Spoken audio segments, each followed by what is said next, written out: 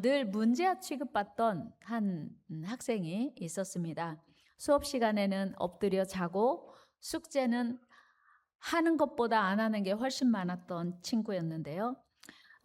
동료 친구들과도 잘 어울리지 못했습니다. 그래서 학생을 가르치는 많은 선생님들이 얘는 문제아야. 너만 없으면 너만 잘하면 얼마나 좋을 텐데. 그리고 얘는 정말 누구도 못 말려. 얘는 절대로 회복될 수 없어. 그렇게 낙인을 찍었던 그런 학생이었습니다. 그런데 담임 선생님만큼은 달랐습니다. 어느 날 선생님이 이 학생에게 조용히 불러서 말했습니다. 너는 선생님이 사랑하고 있어. 그리고 기대하고 있어. 알지? 나는 널 믿는다. 넌 잘할 수 있어. 이렇게 격려했습니다. 그날 이후로 그 학생은 아주 조금씩 달라지기 시작했습니다.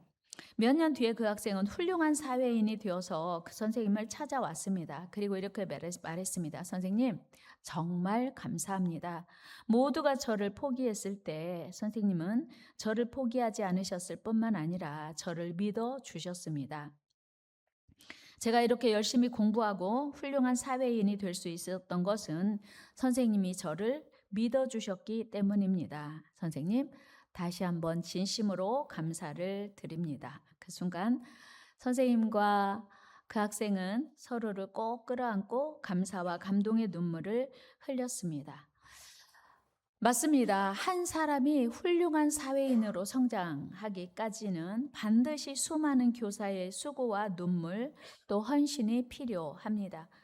아프리카 속담에 이런 유명한 말이 있습니다. 한 아이를 키우려면 온 동네가 필요하다.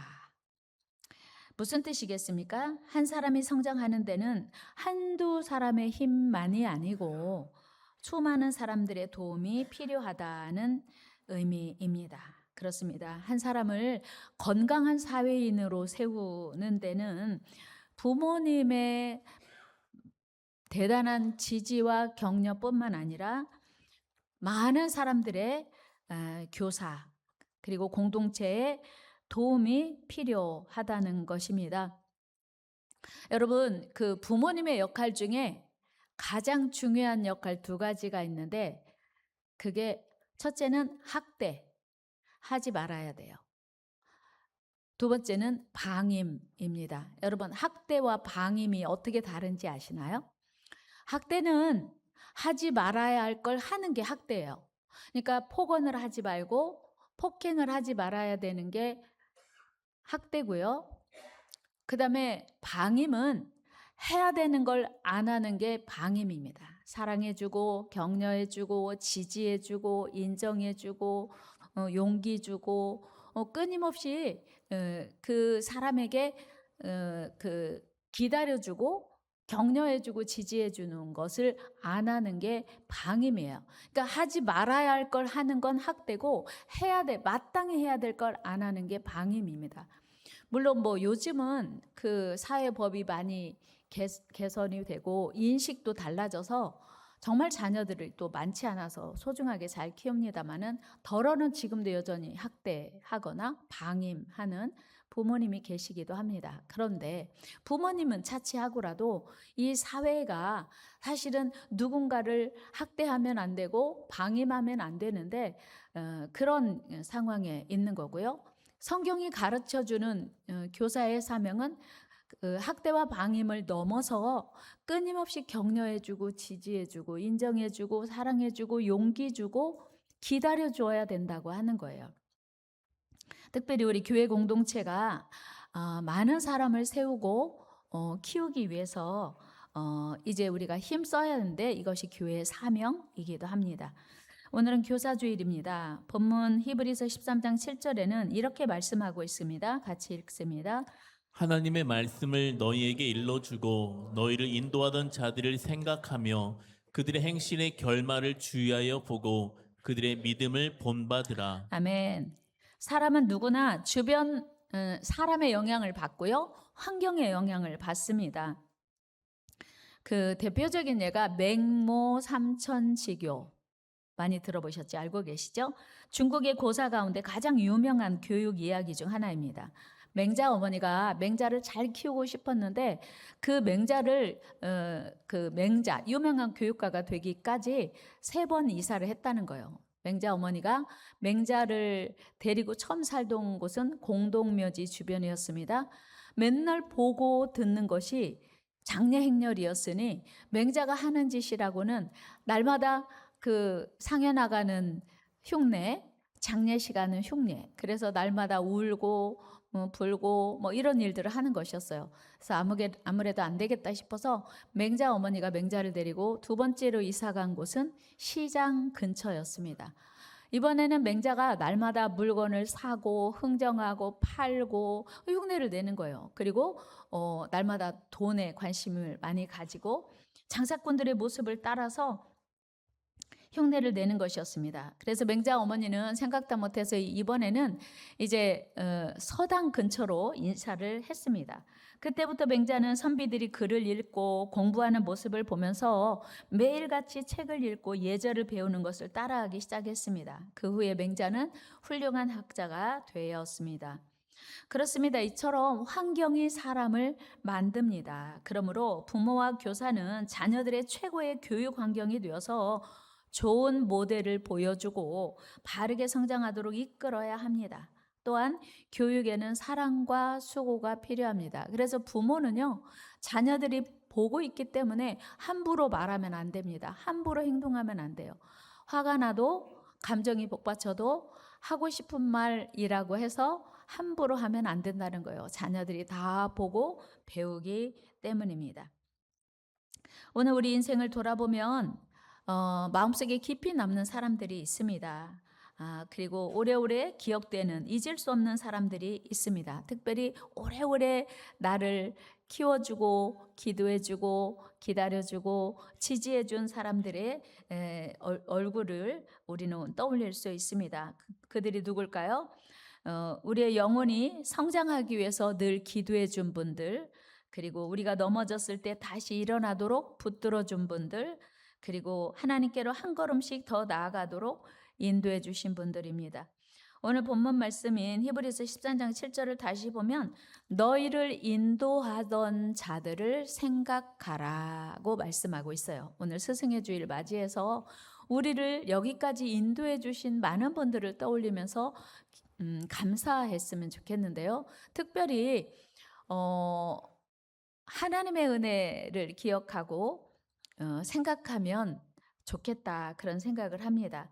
이스라엘 백성들이 광야에서 하나님의 은혜를 얼마나 많이 입었는지를 생각했더라면 크고 작은 어려움이 올 때마다 그렇게 원망하고 불평하지는 않았을 것 같아요. 그런데 하나님께서 베푸신 은혜를 잊어버리고 생각하지 못했기 때문에 그들은 순간순간의 어려움에 낙심하고 절망하고 좌절하고 불평했습니다.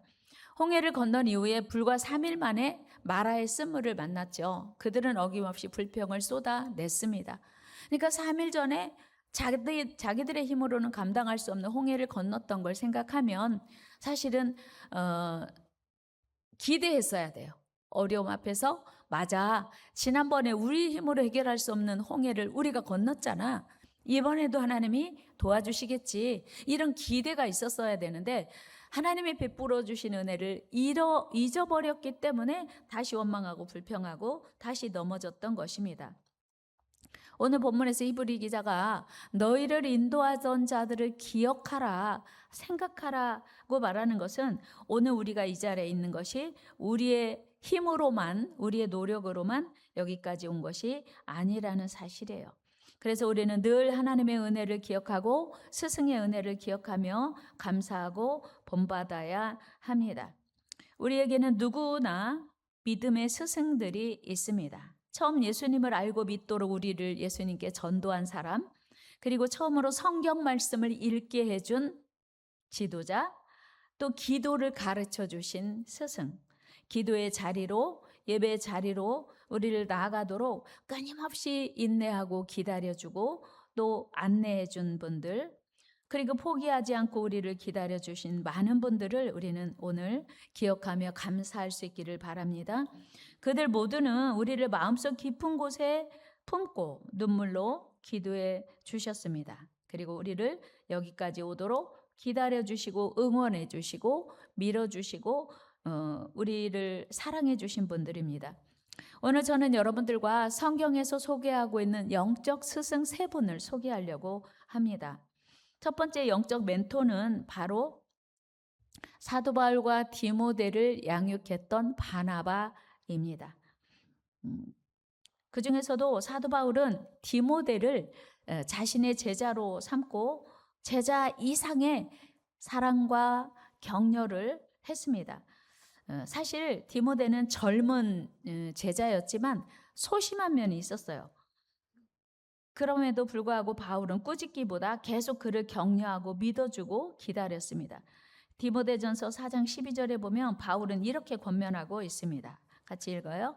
누구든지 내 연소함을 업신여기지 못하게 하고 오직 말과 행실과 사랑과 믿음과 정절에 있어서 믿는 자에게 본이 되어. 아멘.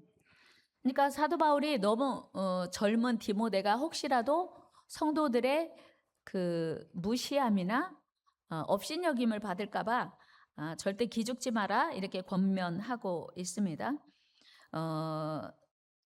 어떤 경우에도 위축되지 말고 삶으로 본을 보이라는 바울의 격려였습니다. 뿐만 아니라 바울은 디모데를 위해서 늘 기도했습니다. 그 편지를 통해서 바울은 디모데에게 말하고 있어요. 내가 너를 위해 기도하고 있다. 누군가가 날 위해 기도하고 있다면 힘이 나잖아요. 그러니까 바울이 걱정하지 마, 기죽지 마, 쫄지 마. 내가 너를 위해 기도하고 있다. 이렇게 말하고 있습니다. 디모데후서 1장 2절입니다. 같이 읽어요.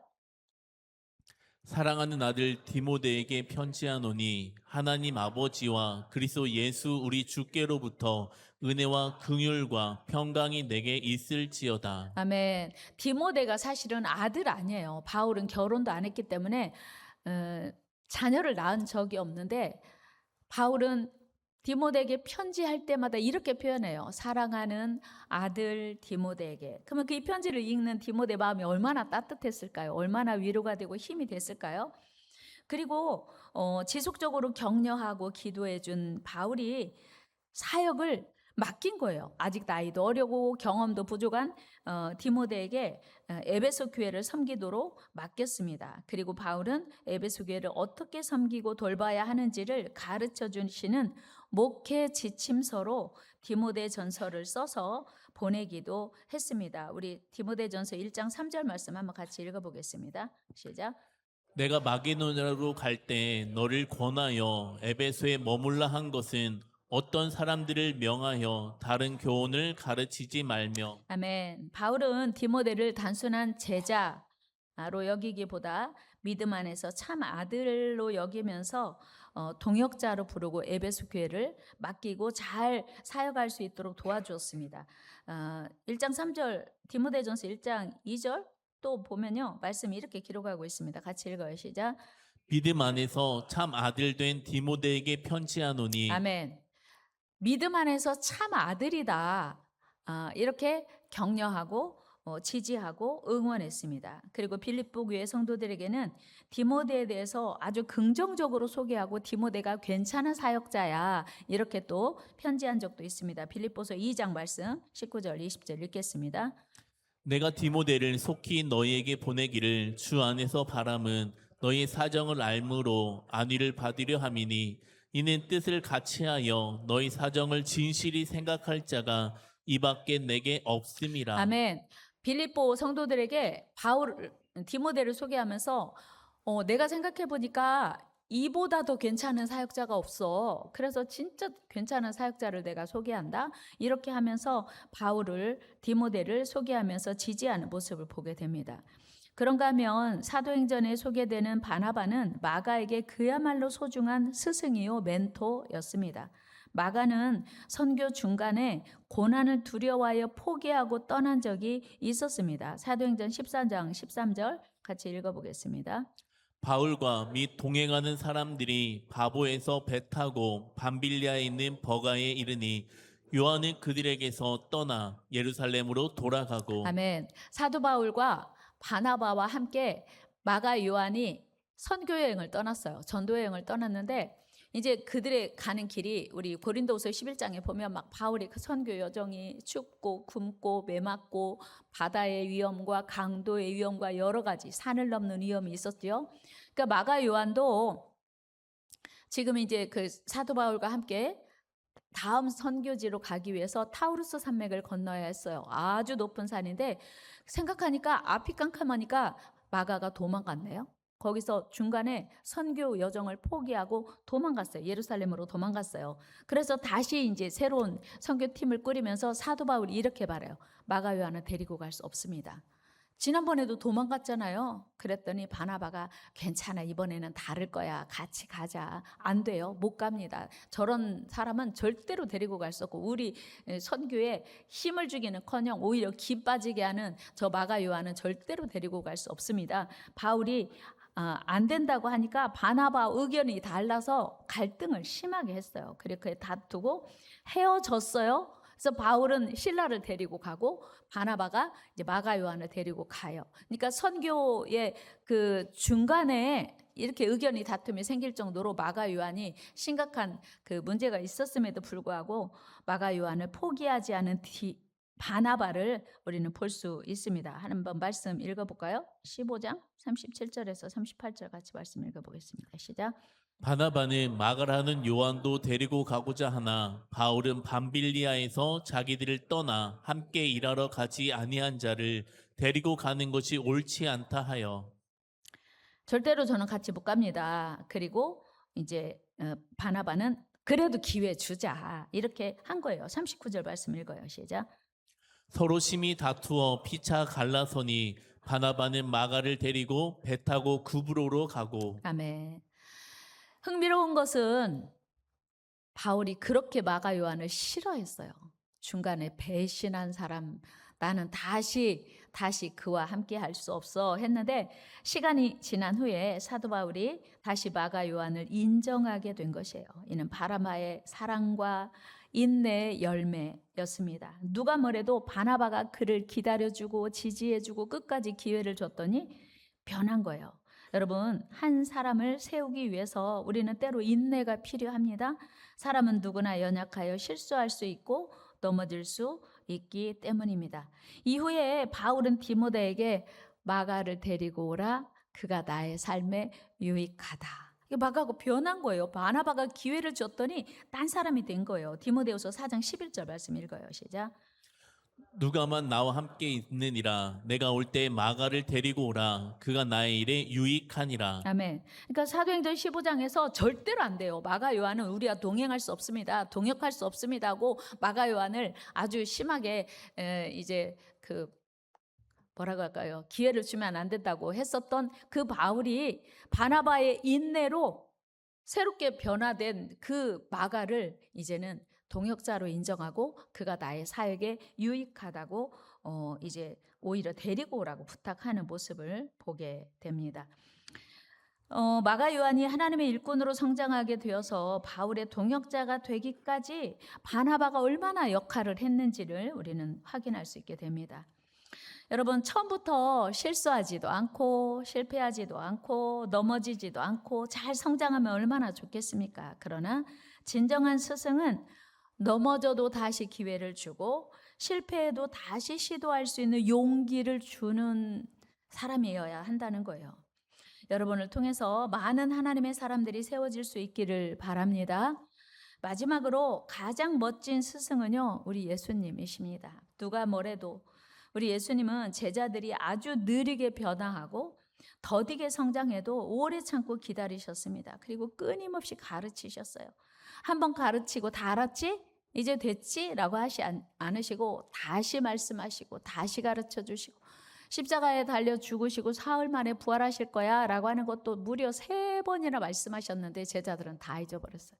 그런데 그들을 꾸중하거나 책망하거나 버리시지 않고 다시 그들을 찾아가시는 모습을 알게 돼요. 우리 예수님의 가르침을 한번 읽어볼까요? 마태복음 18장 19절입니다.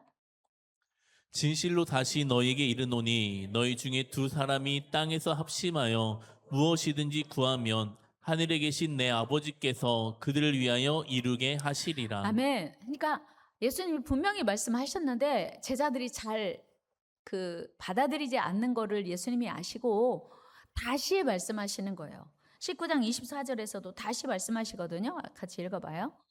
다시 너에게 말하노니 낙타가 바늘기로 들어가는 것이 부자가 하나님의 나라에 들어가는 것보다 쉬우니라 하시니. 아멘. 여러분, 부모님들이 자녀들 잘 기다려요? 못 기다려요? 여러분이 예비 신자들 잘 기다리십니까? 못 기다리십니까? 내가 말했지. 하지 말라고 했지. 이거 꼭 해야 된다고 했지. 엄마가 몇 번이나 말해야 돼. 아빠가 몇 번이나 말해야 돼. 하고 우리는 막 독촉하고 다그치고 이러잖아요. 근데 예수님은 다시 말씀하시고 다시 말씀하시고 다시 깨우쳐 주세요. 특별히 우리 예수님이 얼마나 멋진 선생님이신지 예수님을 따라서 3년 반 동안 훈련받았던 제자들이요. 예수님 십자가 밑에서 다 도망갔어요. 한 명도 안 남고. 그러니까 가룟 요단은 예수님을 은 30에 팔았고 또 베드로는 모른다고 예수님을 욕하고 저 사람이 누군지 내가 어떻게 하냐고 도망갔거든요. 예수님 다시 찾아가세요. 찾아가셔서 끝까지 용기 주시고 다시 사명을 주시는 최고의 선생님. 진정한 스승의 모습이 어떤 것인지 어떻게 하는 것이 진짜 스승인지를 배우게 됩니다. 요한복음 21장 17절을 우리 같이 읽어보겠습니다. 세 번째 이르시되 요한의 아들 시몬아 내가 나를 사랑하느냐 하시니 주께서 세 번째 내가 나를 사랑하느냐 하심으로 베드로가 근심하여 이르되 주님 모든 것을 아시오매 내가 주님을 사랑하는 줄을 주님께서 아시나이다. 예수께서 이르시되 내 양을 먹이라. 아멘. 예수님이 베드로에게 그러니까 예수님이 십자가에 달려 죽으시고 부활하셨다는 소식을 들었음에도 예수님께 나아가지 않고 야 나는 고기나 잡으러 가야겠다. 갈릴리 바다로 갔어요. 그 베드로를 찾아가신 거예요. 그리고 한 번, 두 번, 세 번 네가 나를 사랑하느냐? 그리고 다시 사명을 주시는 거예요. 진정한 스승의 모습을 우리에게 보여주고 있습니다. 여러분 성경 속에서 우리에게 가르쳐 주시는 진정한 스승들은 공통점이 있어요. 그것은 뭐냐면 섣불리 판단하지 않는 것 그리고 그들의 단순한 실수와 실패만을 보고 쉽게 버리거나 포기하지 않는 것. 우리 안쪽 주차장 화장실에 포도나무가 두 그루가 있어요. 그런데 그게 한 2년여 됐는데 이제 겨울에 포도나무 가지가 다 떨어졌을 때 심었거든요. 그런데 한 나무는 바로 그 이듬해 싹이 났어요.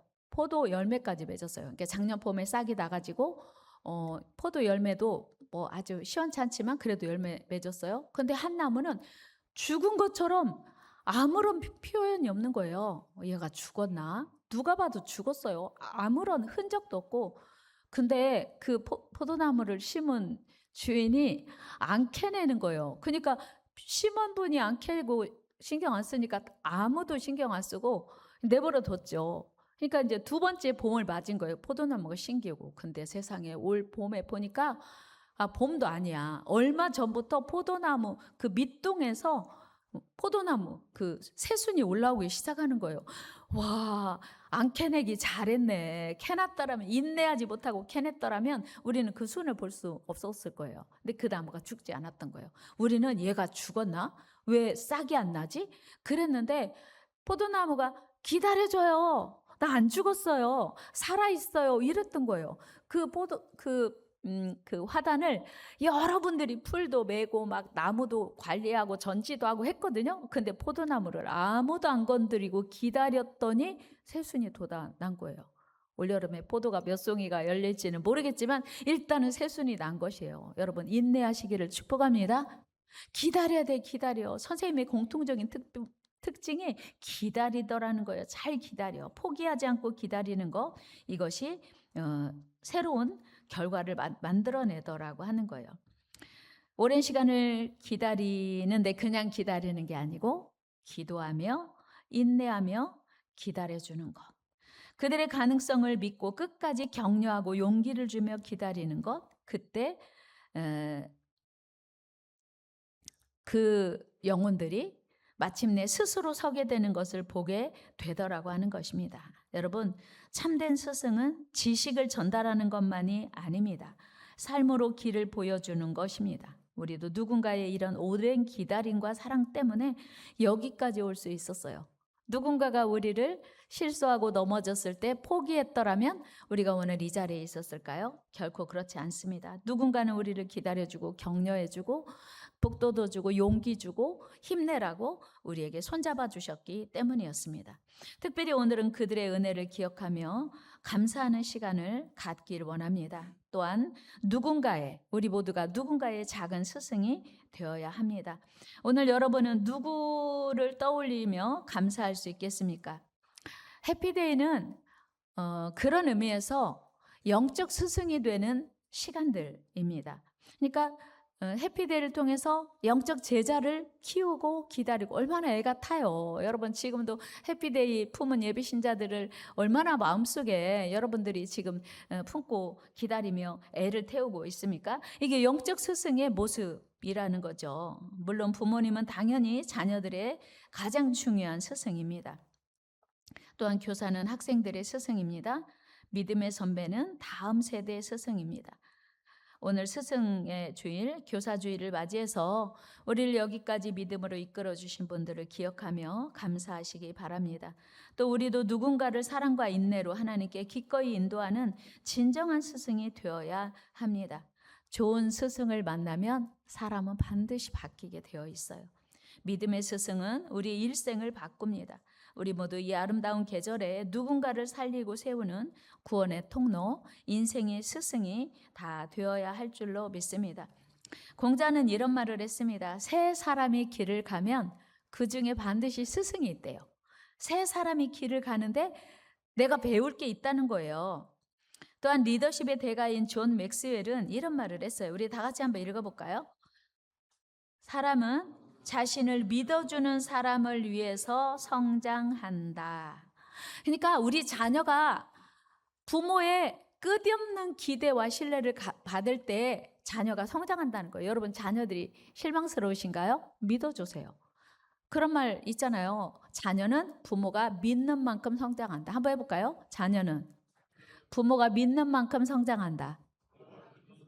그렇습니다. 우리 예비신자들도 우리가 믿고 기다리고 인내하면 반드시 하나님께 돌아올 날이 있고 끊임없이 기도하고 눈물 흘리고 사랑하고 격려해주고 지지해주고 인정해주면 반드시 우리를 실망시키지 않는 날이 온다는 거예요. 전 포도나무 새순을 발견하는 날 너무 기뻤어요. 여러분 죽은 나무인 줄 알았는데 새순이 돋아난 걸 확인하는 날 그렇게 마음이 기쁘다면 하물며 하나님과 전혀 상관없는 것 같은 영혼들이 하나님께 나올 때 하나님 얼마나 기쁘시겠어요. 우리 마음이 얼마나 기쁘겠어요. 전도는 가장 하나님이 기뻐하시는 일인데요. 전도의 가장 큰 능력은 가능성을 믿고 기다려주는 거예요. 우리 기다립시다. 기다립시다. 기다리는데 그냥 기다리는 게 아니라 기도하면서 기다려주는 거예요. 그리고 그 가능성을 믿으면서 기다려주는 거예요. 그런 스승은 실로 위대합니다.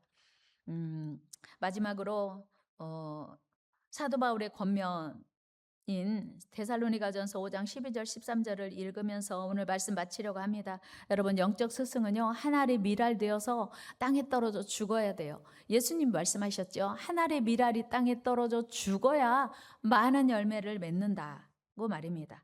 오늘 말씀 같이 읽겠습니다. 얼마나 우리를 사랑하는 영혼들을 귀히 여겨야 하는지 함께 읽습니다.